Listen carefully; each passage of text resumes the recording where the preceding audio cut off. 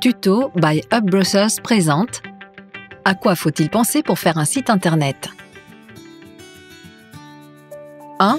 Trouvez le bon prestataire. Vous pouvez toujours essayer de le faire vous-même. Un bon nombre de templates sont à portée de clic, mais le résultat n'est pas forcément au rendez-vous. Nous vous conseillons vivement de faire appel à un professionnel. Le résultat sera à la hauteur de vos attentes. Vous serez amené à communiquer régulièrement avec cette personne. Choisissez donc quelqu'un avec qui le courant passe bien. Votre web designer vous accompagnera avant, pendant et après votre projet. Internet est en constante évolution, votre site doit l'être aussi. Ne vous fiez pas qu'au prix, demandez-lui des références et examinez ses précédentes réalisations. Vous pourrez plus facilement vous projeter et imaginer votre nouveau site internet. 2. La structure. Attention, dans un premier temps, ne vous focalisez pas sur les éléments purement décoratifs. Pensez d'abord la structure du site, c'est-à-dire comment seront disposés les différents éléments sur chaque page. Menu, call to action, vidéo, photo, texte, et comment les pages seront liées les unes aux autres. Vous devriez savoir par exemple si en cliquant sur l'onglet blog, le visiteur sera envoyé vers le bas de la page d'accueil de votre site web ou vers un blog complètement séparé du reste du site. Ce n'est qu'après avoir pensé à l'organisation des contenus que vous devriez passer à la définition d'autres éléments visuels, tels que les couleurs, les photos et les typographies. 1. La page d'accueil. La page d'accueil doit contenir les principales informations sur votre activité et expliquer l'objectif de votre page. Promouvoir votre quartier commerçant et vos commerces. Elle doit également indiquer pourquoi venir dans le quartier, accessibilité, horaire.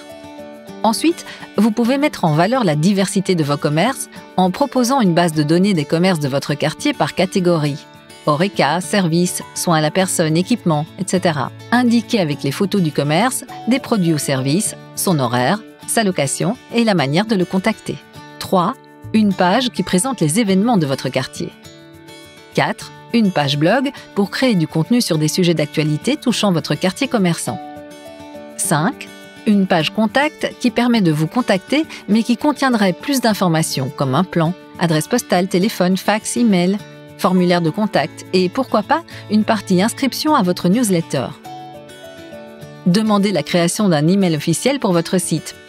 Par exemple, info@quartiercommerçant.be. 6. N'oubliez pas de définir la langue du site. Est-il bilingue ou uniquement français ou néerlandais, en anglais ou en chinois? 7. N'oubliez pas d'indiquer vos CGU pour préciser les conditions de visite et les droits d'un internaute lors de son utilisation d'un site internet et de respecter la nouvelle loi sur l'RGPD. 8. N'oubliez pas de demander une formation pour administrer votre page web. Chaque commerçant aura la possibilité de gérer les contenus de sa page. Cependant, chaque modification entraîne une demande d'approbation de la part d'un utilisateur administrateur. 9. Prévoyez un contrat de maintenance après la mise en ligne de votre site web. 10. Communiquez sur les réseaux sociaux, utilisez le référencement gratuit SEO ou payant SEA. 3. Définir votre contenu. Définissez vos publics cibles. Vos commerçants, les habitants, les touristes, les gens de passage dans votre commune. Ensuite, racontez-leur une histoire, mais attention, pas la vôtre, la leur. Mettez en avant ce que vous pouvez apporter à vos visiteurs à travers vos commerces, vos services, vos événements. Si ça les intéresse, ils prendront contact avec vous et s'empresseront de vous rendre visite. 4. Votre identité graphique. Il faut que vos nouveaux chalands et commerçants vous identifient et vous reconnaissent. Utilisez votre logo, vos couleurs, votre typographie pour faire de ce site votre vitrine. Votre identité graphique doit refléter ce que vous faites et qui vous êtes. 5. Utilisez des photos et des vidéos. Pour faire passer votre message sur Internet, rien de tel que des images.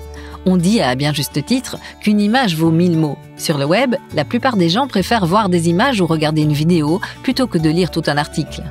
Mettez en valeur votre commune, vos services, vos commerçants, son ambiance.